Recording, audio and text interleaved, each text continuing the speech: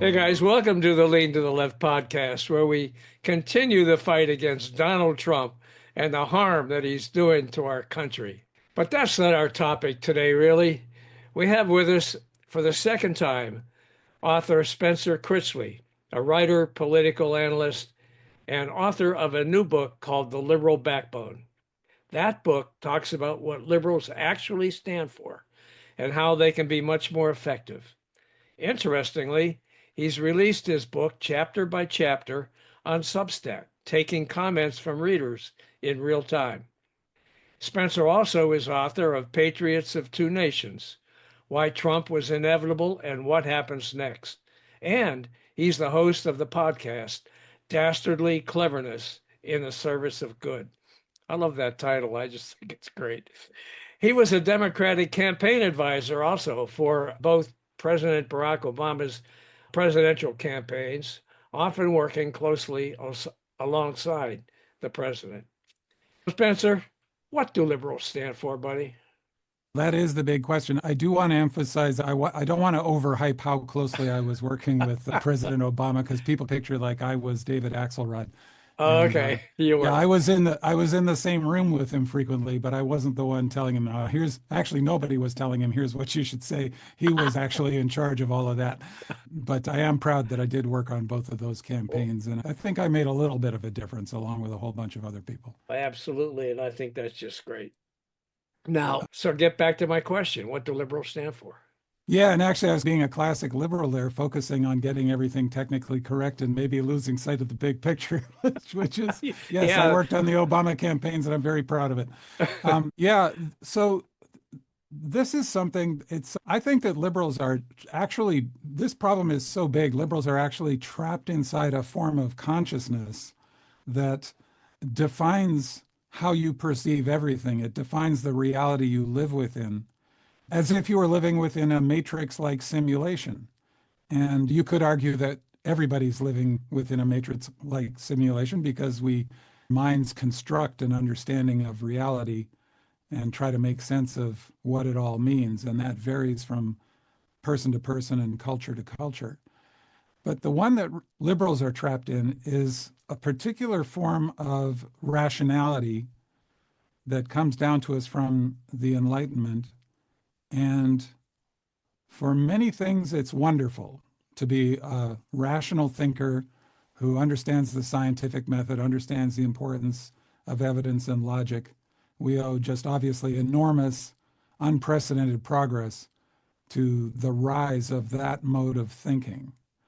The trouble is you can get trapped within it and assume that the only way to think is to think rationally, logically, based on the evidence, and that's all there is to it. And if you're not thinking rationally, you're not really thinking at all. Human consciousness is the actual reality of the way our minds work, as we're learning more and more from hard psychological research. Is if you were going to come up with a number, you might say it's about 1% rational, is about the proportion of our mental experience that is rational thought. Okay. And it's really feeble compared to the other 99%, which is non-rational. Doesn't mean it's crazy. Right. It's just that it's not rational. It's intuitive or emotional primarily. Uh-huh. Now, in politics, what you stand for and how you convince people that's what you stand for and how you inspire them into feeling that's something they want to stand for too, almost entirely takes place within that other 99% of consciousness. So the humble challenge of my book is to try to help liberals imagine from within this 1% corner of consciousness that I feel not all of them, but far too many of them are trapped within, what it would be like to think with the other 99% of our minds and thereby actually connect with voters. This used to be something actually that Democrats as a party were very good at, but I think that they have increasingly become trapped in this tiny hyper-rationalistic corner of their minds over the past number of decades, which is how they, a big part, it's not the whole story, of course, but it's a big part of how they found themselves where they are now. And the MAGA people don't have that problem, do they? No, if you think about, and again, this is where it's hard to imagine, but I think it's crucial to imagine and to learn how to think in expanded ways. So set aside your judgments about MAGA, whether you think they're right or wrong, or whether you think that a lot of what MAGA people believe is ugly and even immoral. Just set aside all the judgment and try to imagine yourself inside of a way of thinking in which not all truth is determined by rationality, and your moral beliefs are not necessarily determined by rationality, and they're determined by other factors. And in fact, this is actually true of all of us. It's just that people who think very rationally tend to lose connection with this. But for a liberal, for a rational, secular, or liberally religious liberal, it seems self-evident that the way you determine the truth is you look for the evidence and you analyze the logic when you test the credibility of the evidence. And once you've looked at the evidence and you've made sure it all connects logically, you've found that at least the closest version of the truth that we can get to. But if you imagine yourself in a kind of pre-modern frame of mind before the Enlightenment, that is not the way truth was determined. And for many people, it still is not. For example, in the most obvious case, if you are a fundamental Christian or fundamental Muslim or fundamentalist Jew or any other religion, at least Abrahamic religions, you believe that the truth comes from God as you understand him in your holy text. Now, that truth has been revealed to you. And of course, it can't be doubted because it comes from the supreme being who created the universe. And the idea that his puny creatures, as sinful and limited as we are, could possibly challenge a truth that has been revealed by God is absurd on its face and also seems dangerous and immoral. So now think about a liberal trying to convince somebody who is in that mode of consciousness that this potentially controversial policy they're advocating for is the right one because the evidence and logic argues for it. And they're arguing with somebody who is convinced that God thinks that policy is not only wrong, but immoral. That argument is going to go nowhere. And in fact, the more you use science to make that argument, the more you're going to alienate that voter and probably convince them increasingly that you are a godless, immoral person who may be dangerous and who may need to be stopped at any cost. So that's just one example of how this kind of tension happens. And I believe the reason that we're having to deal with it more and more now is that the rough consensus that was operating since the Enlightenment in liberal democracies has broken down over the past few decades. And now there are a great many people who have lost faith in science and in rationality, and in fact are very angry with people who stand for it and are open to appeals to all of the non-rational part of consciousness, which, as it happens, is far more motivating to everybody. The research shows that even highly educated, highly rational people, most of the time we only think we're making rational decisions, and in fact, we're just using our rational powers to justify a decision we've already made intuitively or emotionally. So that's just one example of the challenge we're facing here. I guess maybe it's one reason why Trump says he likes the uneducated. Yeah, it's not just the uneducated. It's certainly people who are not educated or people who just didn't win the genetic lottery and are somewhere at the median or below median level of intelligence, and nobody should be ashamed for that. None of us has any control over how that works out. It's not just education. It's not just intelligence, although people who are uneducated or unintelligent are certainly far more vulnerable because it's harder for them to understand how to perform critical thinking and skeptically analyze these claims that are being made. But there are many highly educated, highly intelligent people who support Trump. Some of them are just opportunists or outright crooks, of course. Some of them, though, for example, people like William Barr and others are sincere, devout believers. And William Barr, the reason apparently he believes in a very strong unitary executive style president who's almost like a king, is based in his particular form of Catholic religious beliefs. And he thinks that America is in grave trouble because of secularism and because it has abandoned Christianity. And so he's convinced that he has a moral mission to try to help presidents become stronger and make sure those presidents are guided by Christian values. So Barr is not a stupid person. Right. I fundamentally disagree with him, and I think he's fundamentally mistaken, not because he's religious, but because he thinks we need to live in essentially a theocracy. And there are plenty of people like that. There are plenty of people like that in the current Trump administration. Some of them are utter fools, like Pete Hegseth, or apparently, what's the Commerce Secretary's name? Lutnick. Oh Well, how my about God. RFK Uh, Jr.? Oh my Lord. Yeah, you're mentally unbalanced. He's an intelligent person, but I think he's emotionally disordered. Uh, But the point being that there are plenty of actually highly intelligent, educated people who also support Trump. And it's important to understand why they would. Some of them, as I say, are just opportunists and crooks. But there are actually quite a number of people who honestly believe that liberalism has failed.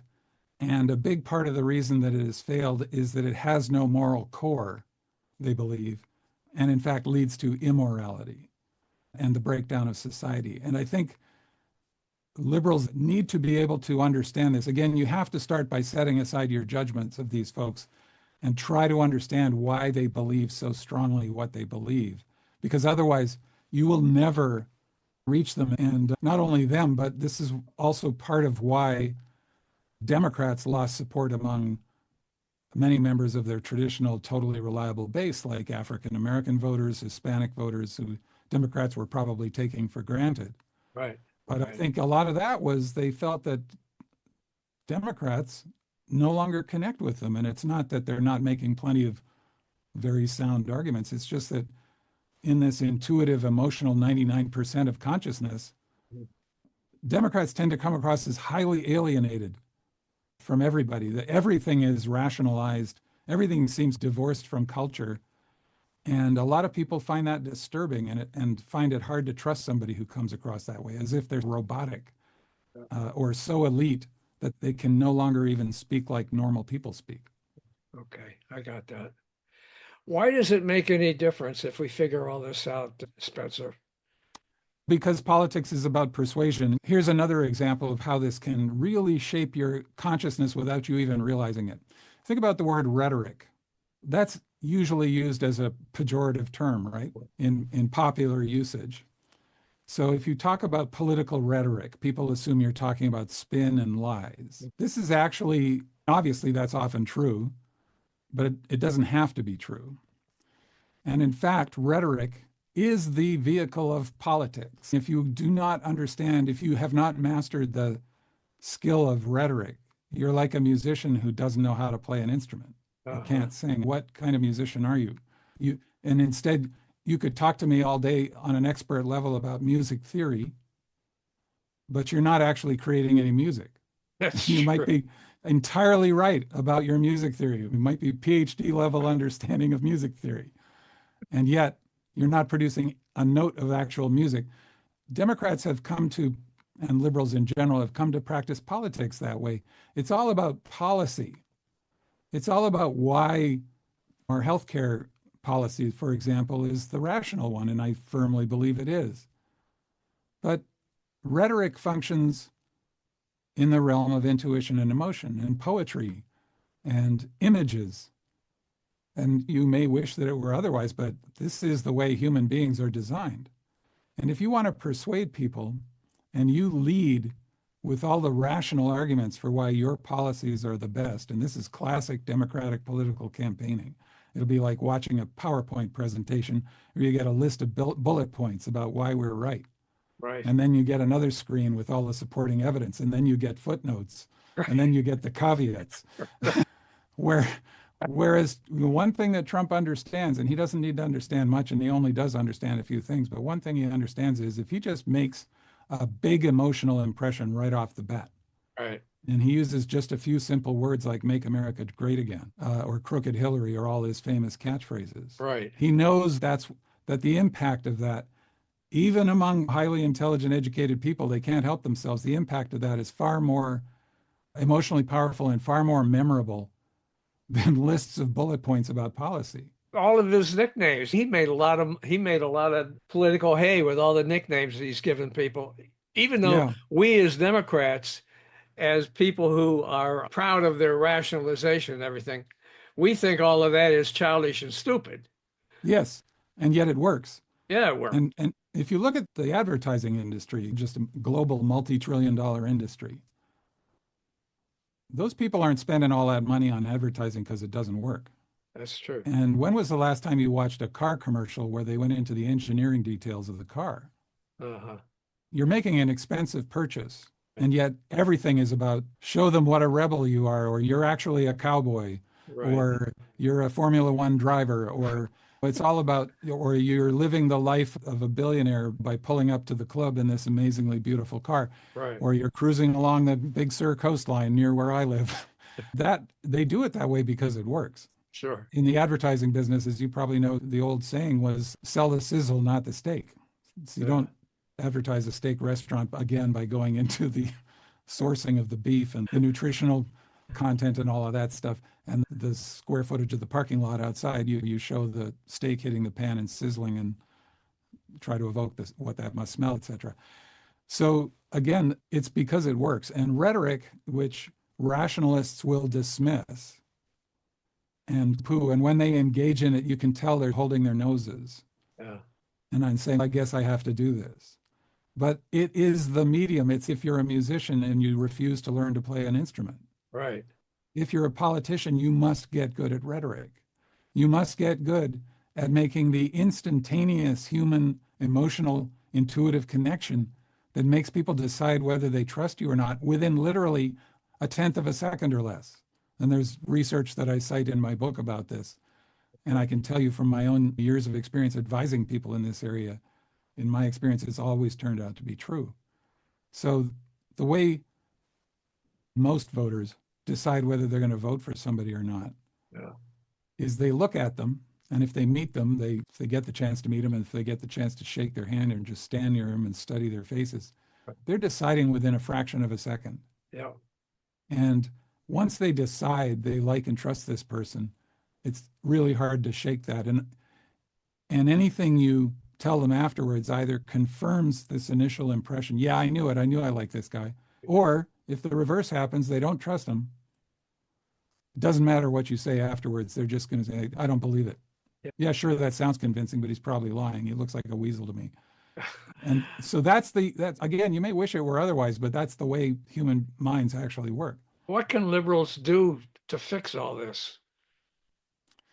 First of all, I think recognize the problem. And this is very difficult, as I say, because you're trapped inside a mode of consciousness where you can't even see what's outside that mode of consciousness. This is in the worst case. I'm painting in broad strokes here. Obviously, there are exceptions to what I'm saying. Barack Obama being the leading exception, somebody who is a genius at political communication.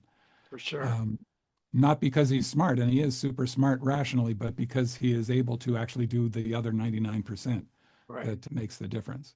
Right. The image I use for the difficulty, though, for people who are trapped in this mode of consciousness, comes from Weber, one of the first sociologists who became active in the late 19th century and wrote his influential work in the first couple of decades of the 20th century. For example, his most famous work is The Protestant Work Ethic, a phrase that people continually use, in most cases without having read the book. It's a very interesting book and still very influential and worth reading. And also some speeches he gave, including Politics as a Vocation. And an image that Weber came up with is the iron cage. And what he meant by that was the rational mind, the post-Enlightenment, science-dominated rational mind that we have grown up with now for generations. If you don't do your best to stay aware of everything that's non-rational, you become trapped in that mind as if you're locked in an iron cage. And there is no escape from this iron cage, and you can't even really, you may see through the bars, what's out there beyond it, but you can no longer make contact. And this is all the non-rational aspects of life. So life, from Weber's point of view, becomes much more efficient and productive and healthier, but it's as if everything becomes run by bureaucrats and technocrats, and it's a sort of a technically efficient life where, maybe if you're lucky, the government is running pretty well and services are delivered fairly efficiently and the roads are good and the health system is good and all of the material aspects of life are taken care of. And if they're not, then you just work on adjusting systems to try to fix that. Yeah. But that life appears to be meaningless because God has disappeared from that life, for example, because nobody was able to find any scientific proof that God exists. And as people kept working on the problem, they discovered they couldn't find any rational way to determine what, if anything, any of this stuff means. And so we're left drifting in space, in a spaceship where all the planet Earth, where all the systems, hopefully in the ideal case, are working well. But maybe it's all just completely pointless and you live for a while and then you suffer and you die. And that's all there is to it. And so this iron cage, if you're only thinking rationally, you can't actually escape from that view of life. And people have tried since the Enlightenment to escape from it, and they finally gave up during the 20th century. And now we're living, at least secular, educated, secular people are living in a world where we just have to cope with this realization that maybe all of this means something, but we have no way of knowing. And the more we learn, the less likely it appears that any of this means anything. And this is part of why the unifying narrative of our nation and democracies around the world has been breaking down, I believe, and why it's not the only reason why, but I think it's a big reason why liberals find it so hard to do politics now, because that's basically the worldview an educated secular liberal is coming from. And it's a pretty hard sale to make. Yeah. And they don't even know that's the problem. So they just keep arguing harder with the rational arguments and don't realize they're just alienating themselves from everybody else Even more. even more. And you even get alienated from your own self because you start to you lose the ability to have a spontaneous experience without analyzing it and maintaining a kind of ironic detachment from everything that happens to you. We were talking about coping a minute ago, and it just occurred to me we're all having to cope right now with what's going on with Trump and what he's doing to this country. What should liberals do to fight that or to combat that? Well, part of it is actually just fighting. And we're seeing this as you and I speak right now, of course, with the shutdown, where it looked for a while like the Democrats had heard the message that their voters were basically screaming at them. Will you please show us you stand up and fight for something? Please. And that finally got through. Right. Now, I don't think all those the voters actually, I think in saying that, they knew they were making a similar point to the one I'm making. Uh-huh. Showing you can fight. Right. Seems like that comes from the whole non-rational part of consciousness. Okay. And if you think about what it is we want in a leader, and again, research increasingly backs this up. Yeah. You can trace it back to the days when we were apes. And the fundamentals have not changed very much. Essentially, we want a leader who we can trust and who we believe is strong and brave and capable enough to keep us safe, to fight for us. Right. You become the alpha ape, either by taking over the troop of apes or they all recognize that you're the one.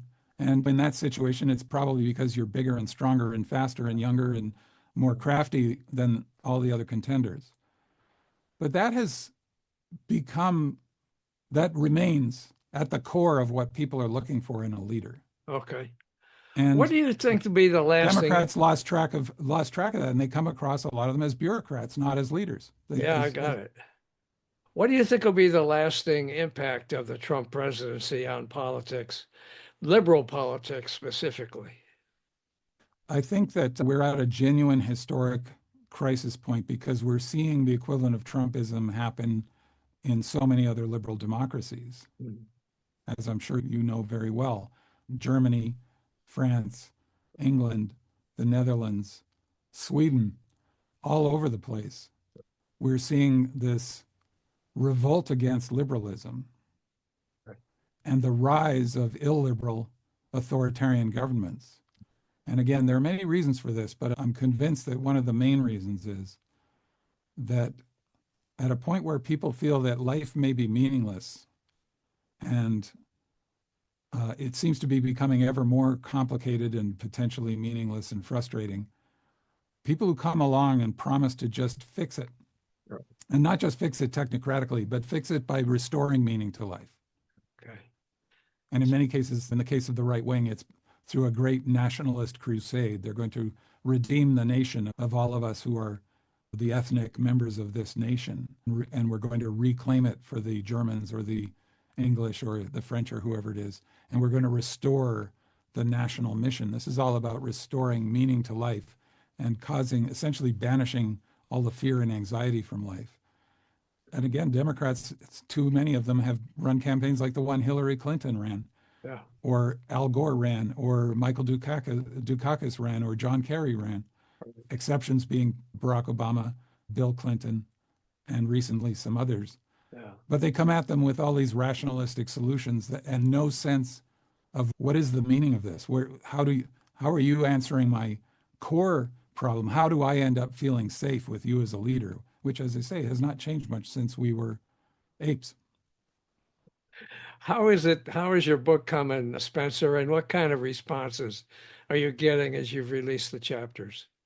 Oh, it's been pretty gratifying. And it was even to me, seemed like it might be just a crazy thing to do, since generally with books, the idea is you hold off, you don't give it away for free while you're writing it, and you don't take the risk of writing it in public.